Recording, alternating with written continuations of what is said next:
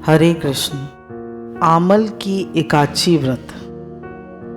एक समय अयोध्या नरेश महाराज मानधाता ने अपने कुल गुरु महर्षि वशिष्ठ से पूछा, भगवान, कोई अत्यंत उत्तम और अनुपम फल देने वाले व्रत के इतिहास का वर्णन कीजिए जिसके सुनने से मेरा कल्याण हो। महर्षि वशिष्ठ ने कहा, राजन, हम आपके सम्मुख आमल की नाम की एकादशी के व्रत का महात्म वर्णन करते हैं। ध्यान पूर्वक सुनो। प्राचीन काल में एक वैदिक नाम का नगर था। वहां के राजा चंद्रवंशा वंशज महाराज चित्ररथ थे, जो परम वैष्णव नारायण के अनन्य भक्त थे। उनके राज की सारी प्रजा प्रत्येक मास की समस्त एकादशियों का व्रत और नियम विधिवत करती थी।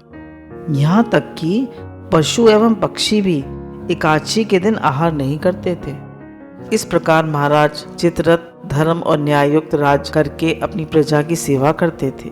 एक समय की बात है कि महाराज चित्ररथ अपनी सारी प्रजा सहित फागुन शुक्ल आमल की नाम की एकादशी के व्रत का उद्यापन करने के निमित्त ग्राम के बाहर उपवन में एक सरोवर के किनारे कुंभ स्थापित कर छत्र, उपहान, पंचरत्न, गंध, धूप, दीप और नैवेद्य से धात्री का पूजन करने लगे।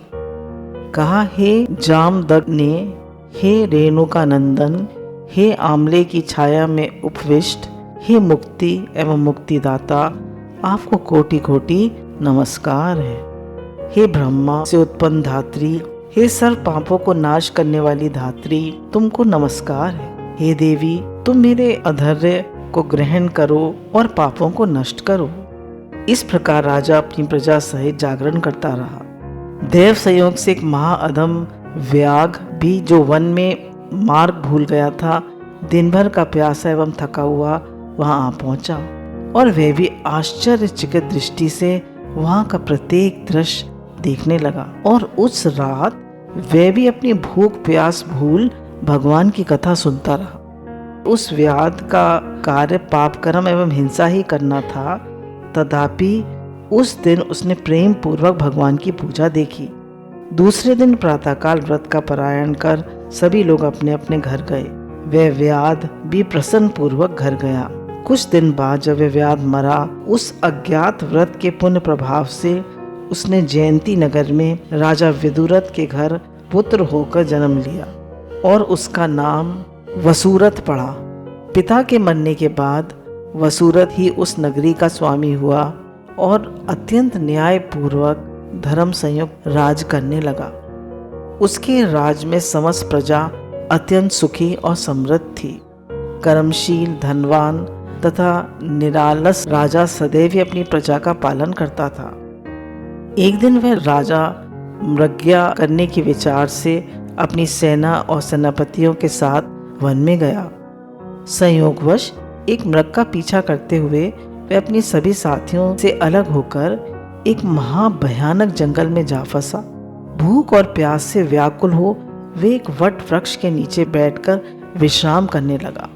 सुंदर, शीतल और स्वच्छ वायु के झकोरों ने शीघ्र ही उसको निद्रा देवी की गोद में डाल दिया। राजा सभी सुध बुध भूल अचेत हो गया। इसी समय वहां पर बहुत से जंगली डाकुओं का दल आ पहुंचा और राजा को सोता देख नाना प्रकार के दुर्वाक्यों को कहता हुआ राजा को मारने के लिए झपटा। एक साथ ही राजा पर अनेक प्रकार के सहस्त्रों अस्त्रों का प्रहार कर दिया, परंतु आश्चर्य का विषय तो यह था कि राजा के शरीर पर किसी भी अस्त्र का घाव न हुआ और ना राजा को कुछ मालूम ही हुआ। तब दुष्ट और भी कुपित हुए और हजारों की संख्या में राजा पर टूट पड़े।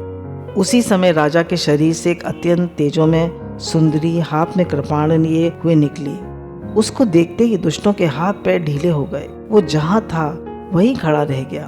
वह सुंदरी पैतरे बदलती भगवती चंडी के समान समस्त दुष्ट मंडली को समाप्त कर अंतर्ध्यान हो गई। दुष्टों के कोलाहल एवं अंतर्नाद से राजा की निद्रा भंग हुई।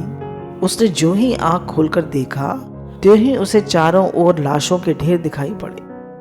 तब राजा ने कहा, किसने मेरी रक्षा की? इन दुष्टों को किसने मारा?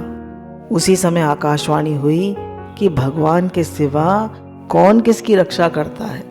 ऐसी आकाशवाणी सुन राजा अत्यंत ही प्रसन्न हुआ और घोड़े पर सवार हो अपने नगर को लौटा।